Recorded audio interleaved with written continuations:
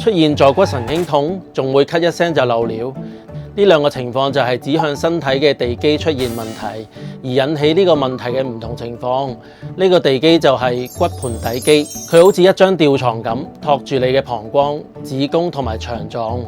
如果佢太鬆，你就會有機會漏尿；如果太緊或者失衡，就會壓迫到坐骨神經，搞到你成隻腳都痹晒。點樣練？想像你忍尿同埋忍放屁嘅感覺，將肛門同埋尿道向上向內提緊。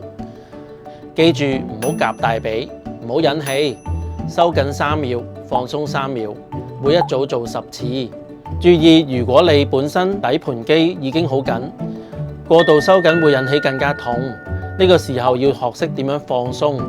放鬆嘅方法好簡單，利用腹式呼吸，將集中力放喺個肚腩度呼吸，咁個盆底肌就會自動放鬆。